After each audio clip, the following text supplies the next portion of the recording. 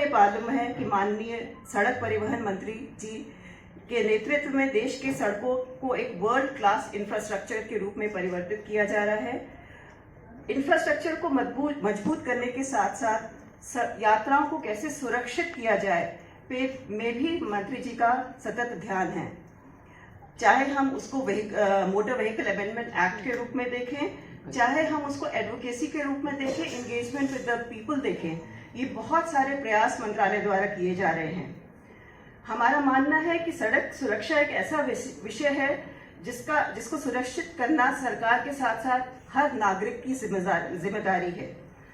सड़क परिवहन के नियमों का पालन करना, अपनी छोटी छोटी आदतों को परिवर्तित करना, सीट बेल्ट का प्रयोग, रेड लाइट पे रुकना, उनके नियमों की जानकारी, ये सारी चीजें हमारे जीवन को, अपने जीवन को और हमारे आसपास के जीवन को सुखद बना सकती हैं। आज का यह एमओयू केंद्रीय विद्यालय में अध्ययनरत 14 लाख से भी अधिक विद्यार्थियों, उनके अभिभावकों, शिक्षकगण के लिए एक अत्यंत महत्वपूर्ण काम करेगा, ऐसा हमारा मानना है।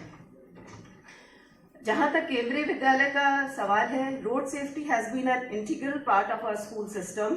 It has been incorporated in our textbooks, in the academic plans. There are many activities which the school keeps on doing in terms of road safety committees, conducts road safety drill with the help of traffic police. There are primary section which learn about the road safety through the displays. There are some concepts in some of the schools like Bala, which we use as buildings as learning aid, where we have safety instructions in the schools which teach them about the school security, but we intend to extend it to all the primary sections so that it becomes a part of the whole system and they learn at the early age. We keep on organizing online, offline trainings to raise the awareness of our students, our teachers. For instance, in 22-23, we had an association with AIMS, in which we conducted online training program on road safety, promoting the use of helmets. We also have quizzes, poster making, debates competition, rallies, role plays, nukkad natak, etc. As a part of our initiative, we also plan from this academic year, we keep on having parent-teacher meeting. So, as a part of educating the parents also, we intend to have a special session. Rather than telling about their students' progress, we will also educate them on the road safety measures which they should know about it. We are seeing this MOU as a great opportunity for Kendriya Vidyalaya organization as a whole, and also hope that we will widen this concept, taking it beyond road safety and emphasizing a little on the training, the skilling part of our students. Ministry of Education, Sanjay sir has been leading this thing for skilling of our school children, and we see a lot of industry players here, and we would request cooperation with them so that our students are able to learn a skill through this kind of an initiative beyond the safety also. We are committed for this MOU to be successful through innovative ways. We will make it happen so that the students and the teachers of Kendriya Vidyalaya are aware of this school safety thing. कहते हैं कि बचपन में सीखी हुई चीजें और शिक्षाएं जीवन भर याद रहती है। हमारी राष्ट्रीय शिक्षा नीति में भी ये बात कही गई है कि उनको learning by doing. So I would also request a lot of workshop to be may happen in Kendriya Vidyalaya so that they learn what are the traffic rules. We can even have some kind of a parks, because we have a good infrastructures which tell them about these are the safety measures. We can have a regular drill. We have Saturdays designated as fun days for our school children in Kendriya Vidyalayas that can be utilized for these measures, and so that खेल खेल में पढ़ाई जो हम लोग कहते हैं केंद्रीय विद्यालयों में, वो बच्चे सीख सके और जीवन भर याद रहे उनको.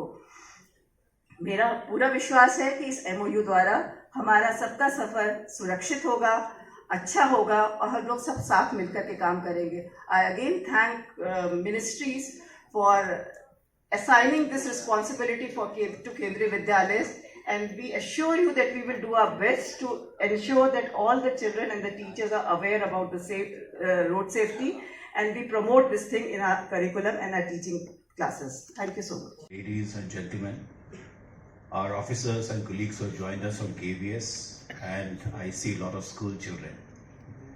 So warm welcome to you all and greetings from our side.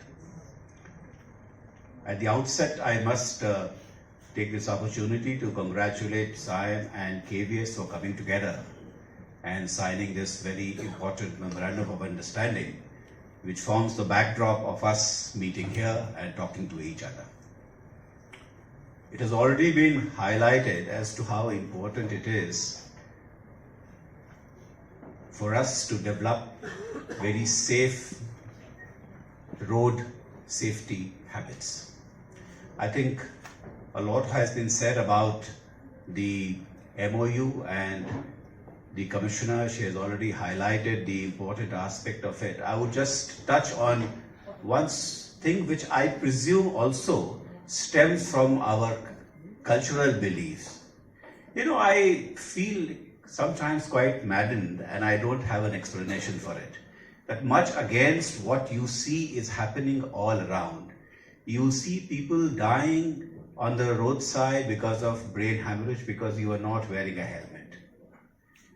Yet we find that people are driving scooters and two-wheelers without helmets. And I find this maddening that you have to be fined for not protecting your life. It goes on. Similarly, I think lately seat belts have become quite all right. So at least I find the passengers who are in the front seat of the car, they are using the seat belt. But I was just talking to Mr. Agarwal and I saying that I, who sit on the rear seat, so even I'm not wearing most of the time the seat belt. Now, what explains this attitude? I think there's a very strong cultural belief that bad thing happens to others. And something like that is not going to happen to me, but then you can only wait until it happens to you. So I think this cultural belief needs to change. And our children are going to be instrumental in modifying this belief which we have, that we need to protect ourselves. Safety is an attitude which must be inculcated. And it is not only with respect to road safety. Safety is a much broader generic word which must find itself in our thinking and in our thought process. So, ये बड़ा दुर्भाग्य है कि हर साल 5 lakh accident होते हैं और 1.5 lakh death होती है। 3 लाख लोग इंजरीज में उनके हाथ पैर टूट जाते हैं। रोज 1130 एक्सीडेंट होते हैं और 422 डेथ होती है। एवरी आवर 18 डेथ हमारे देश में होती है और 60% ऑफ द डेथ जो हो रही है उसमें 18 to 34 ईयर्स के लड़कों का, लड़कियों का जो यंग है, कोई IIT इंजीनियर है, कोई MBBS डॉक्टर है, ऐसे लोगों की भी मृत्यु होती है। GDP का 3.14% नुकसान होता है।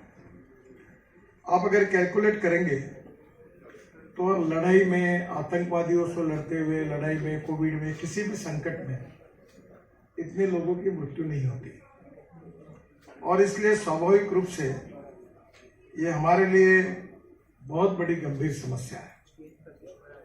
ये बात जरूरी है कि मैं आज 9 साल हो गए मंत्री बना हूं और मैंने पहले दिन से बहुत ही संवेदनशीलता के साथ इसके लिए कोशिश की, पर अभी तक इसमें जैसी कामयाबी मिलनी चाहिए वो नहीं मिली।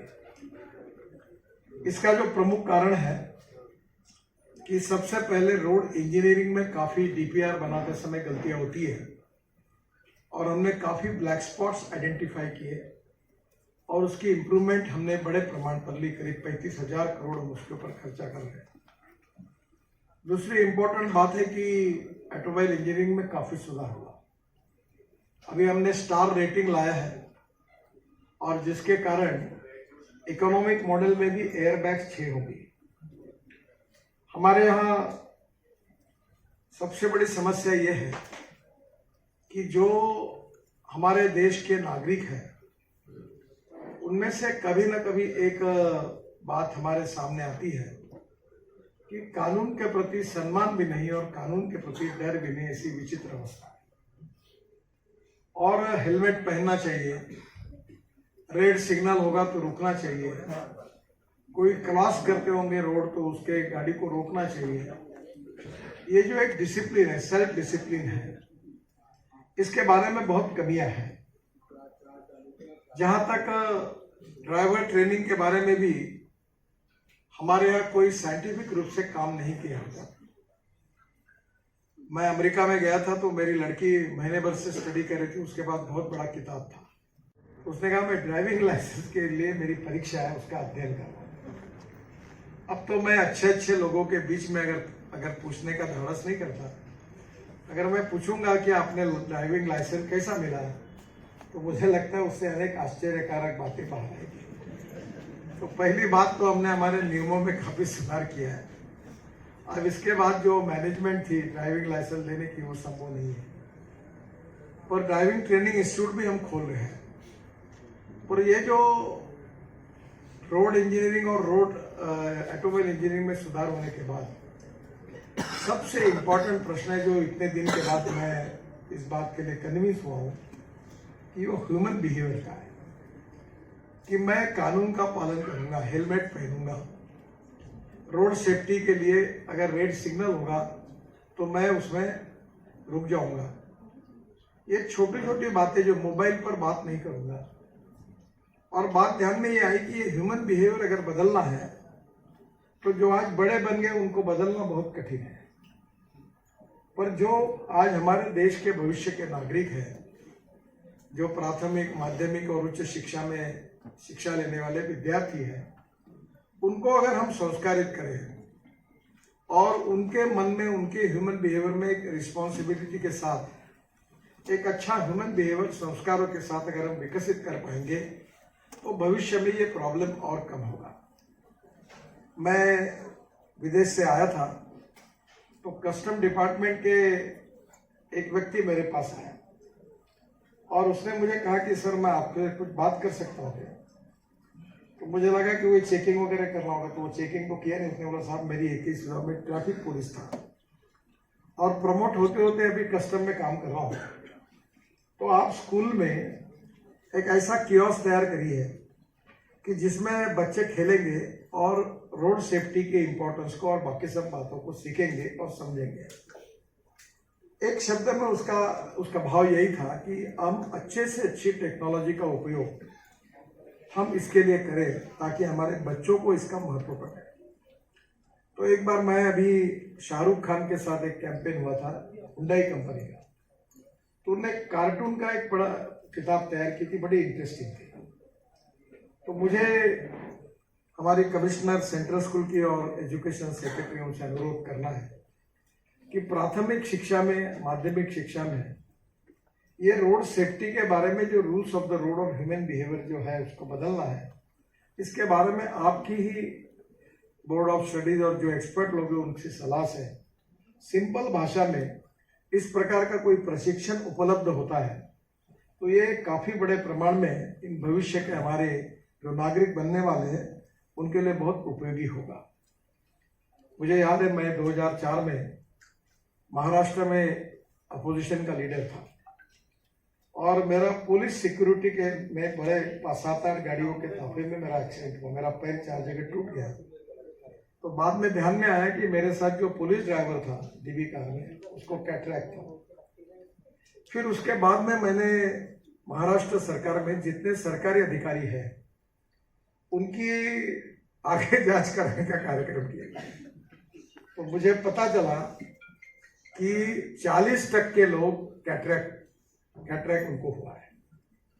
फिर मैं ये बात एक्सीडेंट के बाद एक बहुत ही बड़ी मंत्री उस समय मुझे मिले और उन्होंने मुझे कहा कि तुम्हारे एक्सीडेंट होने के बाद मैंने अपने ड्राइवर को चेक किया तो वो ड्राइवर की एक आंख अंधी हो गई। फिर मुझे एक मुख्यमंत्री मिला, मैं नाम नहीं बताता सबके, उसने कहा मेरा जो ड्राइवर था उसके दोनों आंखें अंधी थे पर वो एक आवाज के साथ गाड़ियां चला।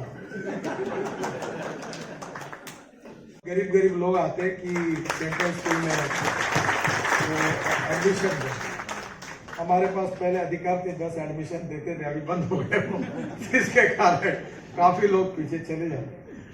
पर ये इतना अच्छा काम सेंट्रल स्कूल कर रही है कि मुझे बहुत खुशी है। मैं एक ट्रस्ट का चेयरमैन, और मैं एकल विद्यालय चलाते हैं। 1200 हमारे विद्यालय है, सरकारी ग्रांट कोई लेते नहीं, 1800 टीचर है। और हमारी स्कूल जो चलती है वो पूरी तरह विदर्भ महाराष्ट्र की नक्सलाइट एरिया में चलती है। Gadchiroli, Sironcha, Etapalli, Aheri which is the capital of Naxalites. 6 बजे कोई गांव में नहीं रहता। तो हमने वहां के लड़कों को टीचर बनाया। तो हमारे टोटल 1400 टीचर अभी हैं। तो उनका 4 दिन का वर्कशॉप लेते हैं। तो अभी उनको हमारा जो कोर्स है उसमें नखून कैसे काटना, अखबार कैसे पढ़ना, साबुन से स्नान कैसे करना। एक गांव में ऐसा था कि नमक के बजाय लाल मिट्टी, लाल चिट्टियां बारीक करके वो खाती, इतनी भयंकर स्थिति है। और वो पूरा ट्रैक छत्तीसगढ़, तेलंगाना, आंध्र और महाराष्ट्र के बीच में है। और काफी बड़ी नक्सलाइट मूवमेंट तीनों पार्ट का सेंटर है। तो जब मैंने उनको कहा कि इनको भी हम रोड सेफ्टी के बारे में सबको बताएं, तो स्वाभाविक रूप से उनको भी हम ट्रेन करने की कोशिश कर रहे हैं। तो सामाजिक संगठन, NGOs, teachers, education institutions, universities, इनका बहुत बड़ा सहयोग इसमें मिल सकता है। और अभी मुझे विश्वास है कि ऑटोमोबाइल इंजीनियरिंग में जो कुछ करना था वो हमने किया है। अब हमारा स्टार रेटिंग आने के बाद हमारी गाड़ियां काफी रोड सेफ्टी के बारे में अच्छी हो गई। हमने ये जो डीपीआर बनाते हैं रोड इंजीनियरिंग में, इसमें भी काफी सुधार किया है, काफी बड़े प्रमाण पर। मैं तो इसके बारे में बहुत कठोर भूमिका लेता हूँ। मैंने अभी यहाँ तक कह दिया, जब इसके बाद तो इस रोड पर एक्सीडेंट तुम्हारे गलती के कारण हुआ तो तुम्हारे ऊपर 302 के अंदर एफआईआर दर्ज करके नॉन वेलेबल ऑफेंस रजिस्टर के तुमको अंदर डालूंगा, क्योंकि आप संवेदनशील ही नहीं है, बार बार वही गलतियां करते हो। तो हमें इसका बहुत नुकसान आज हो रहा है। मुझे खुशी है कि ये जो हमारे भविष्य के नागरिक हैं, क्योंकि आज का विद्यार्थी ये आज सभी दृष्टि से उसकी क्षमता काफी ज्यादा है। और नॉलेज ही ऐसी ताकत है कि उसके कारण उसका जीवन आने वाले समय में बहुत परिपूर्ण होने वाला है। मैं अक्सर इस बात को हर बार जिक्र करता हूं कि innovation, entrepreneurship, science, technology, research, skill and successful practices, we name it as knowledge and conversion of knowledge into wealth is the future. और दूसरी बात मैं अक्सर याद करके उसका पालन भी करता हूं, it is depending upon the appropriate technology, appropriate vision of the leadership that you can convert waste into wealth.